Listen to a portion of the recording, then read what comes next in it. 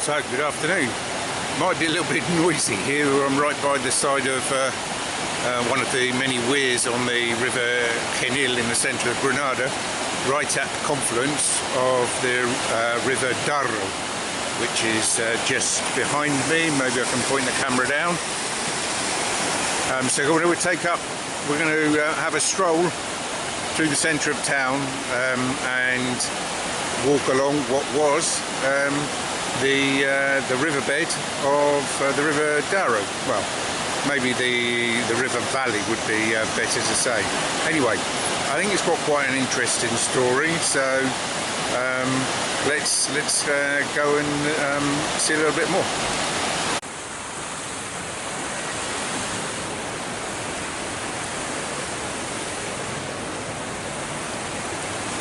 So the River Darro is culverted all the way through the centre of town, and here's the outflow.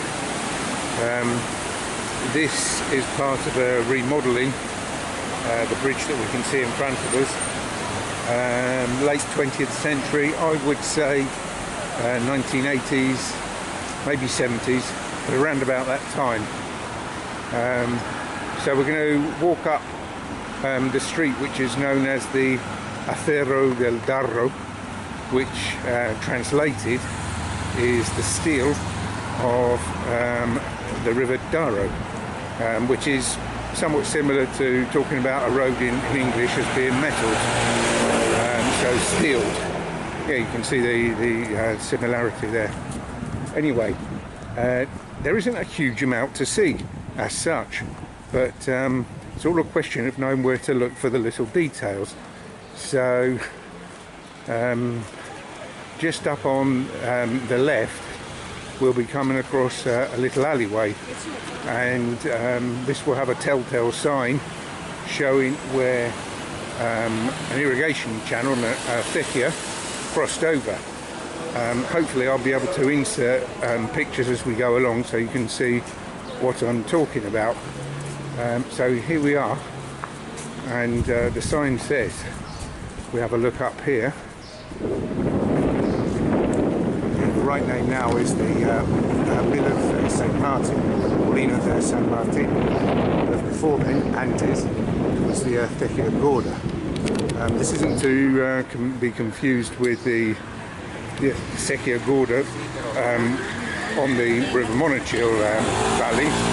This one is also known as the Acequia Real, so the Royal Acequia. So yeah, that would have crossed over. Hopefully you're seeing a picture, an old picture of a big weir, an azud, A-Z-U-D, holding back the waters, and I think the acequia was eventually put into a big metal pipe to cross it. So anyway, we're at the back of one of the best known churches in Granada, the Virgen de las Angustias, the Virgin of Anguish. It's the towers that you can see here, and round about here at the end of this red facade there would be the bridge that you can see.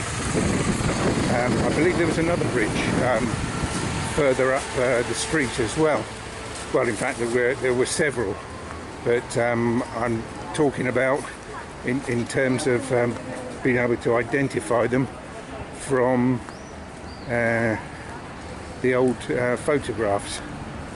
So the river valley was covered in a series of phases dating back to the mid 19th century. I'm going to go by memory there. I've got it ready to look up on my mobile, but I can't get it out, walk, read and talk. So I'll put that on screen hopefully. So as I say, it isn't a huge amount to see. Modern stuff here on the right. We've got the department store El Corte Inglés, which is the English court, roughly translated. One of the many kiosks there for OMPI, which is the organisation for the blind who do the main, or one of the main lotteries. So what else can we see here? Well, not a great deal at the moment. On the horizon, or on the roof horizon, we can see the main theatre in the centre of Granada. Quite noisy here actually, so the wind's just going to get up, so I hope you're able to hear me. The theatre, yeah, fairly typical. Nothing particularly ornate. What is interesting though is the statue that they've got on top.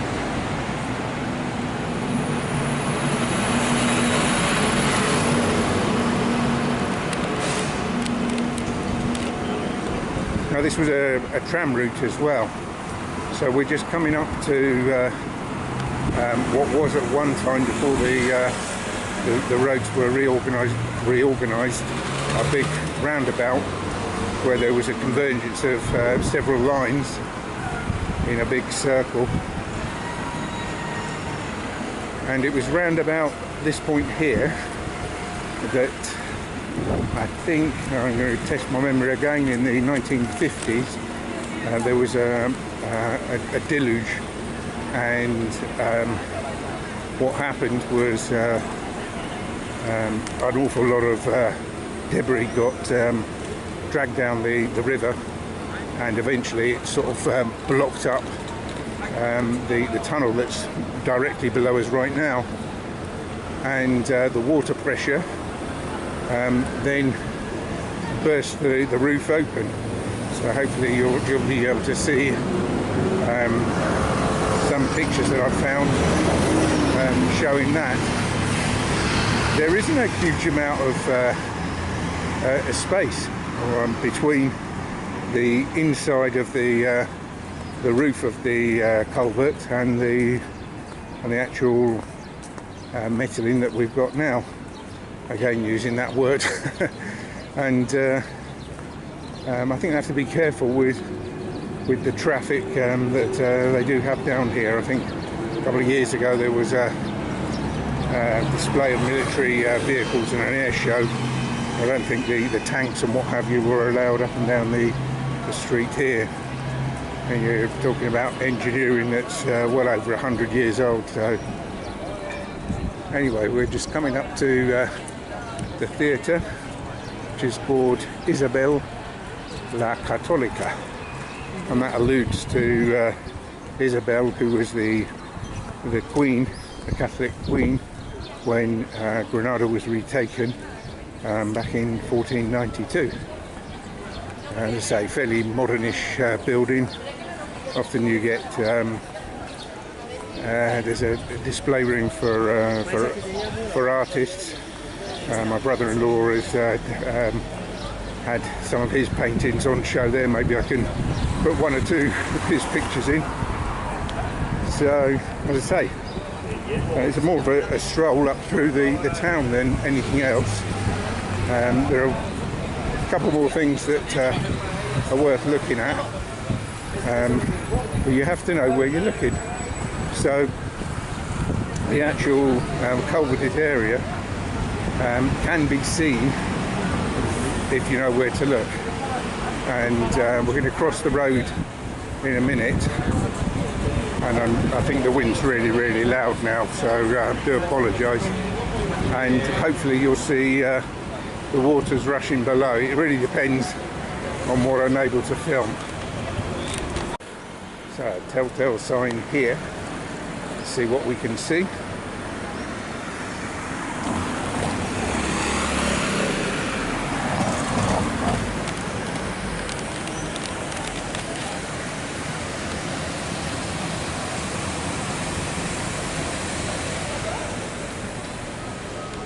So that's the river running down below our feet.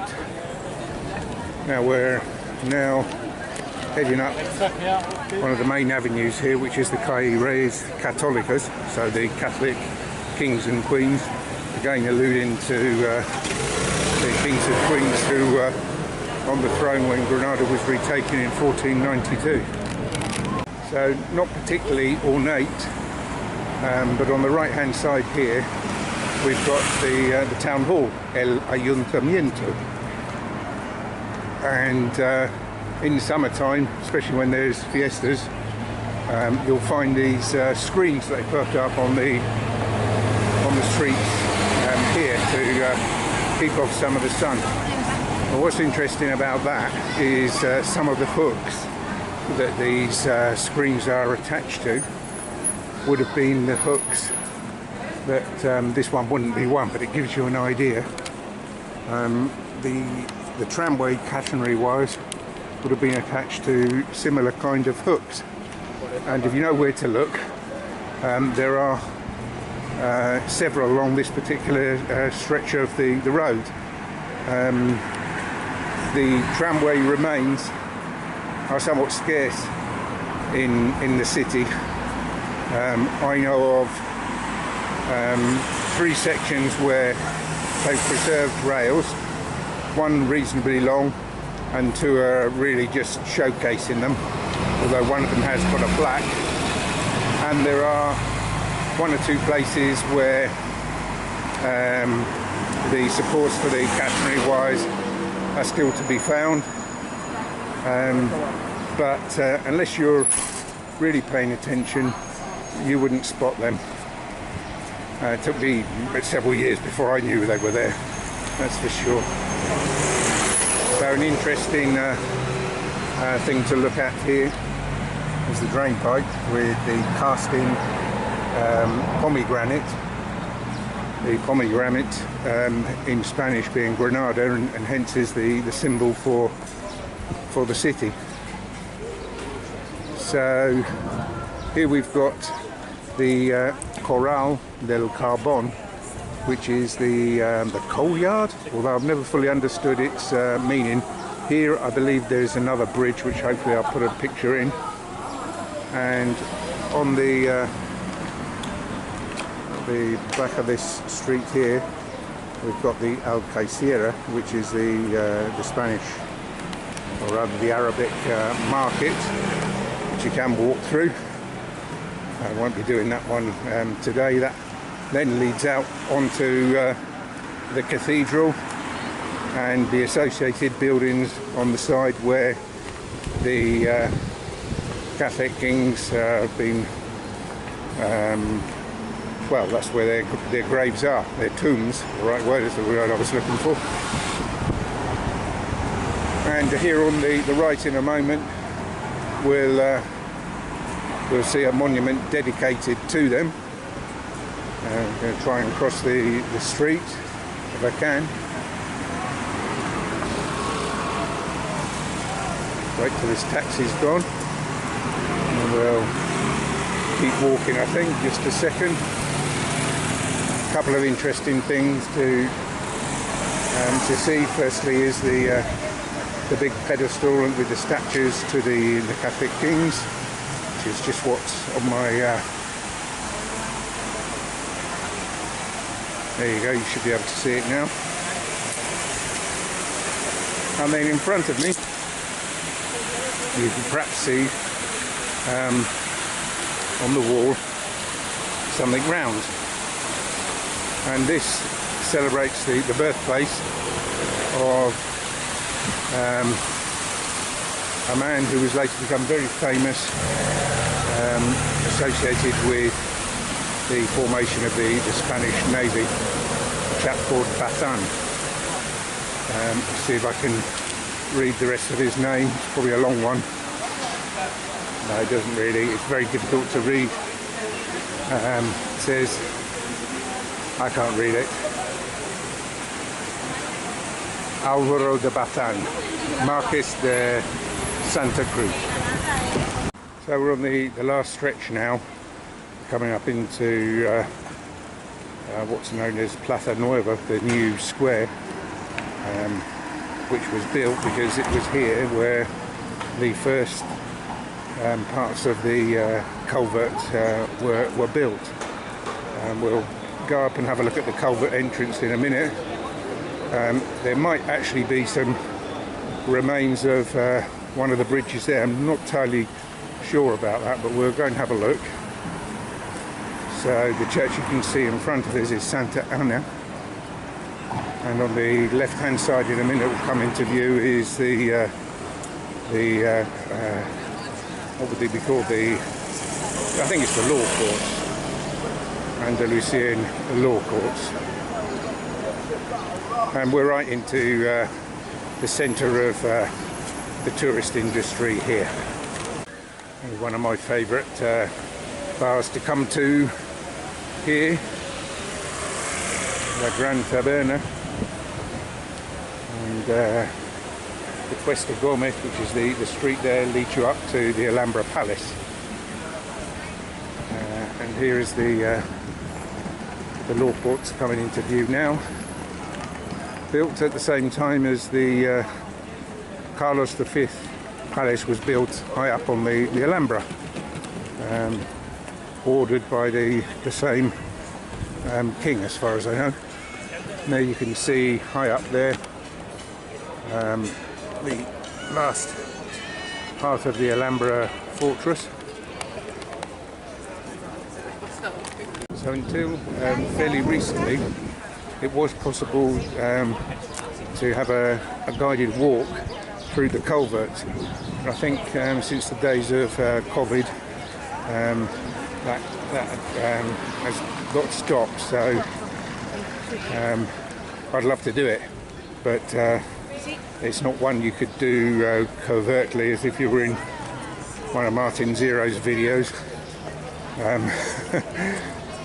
This is, you know, tourist area, highly monitored, cameras, police, everything. It's not the easiest places to come and visit. Anyway, so we're on the last stretch now, and this is where the culvert started. We'll have a look down through here. 1880 this part says it was.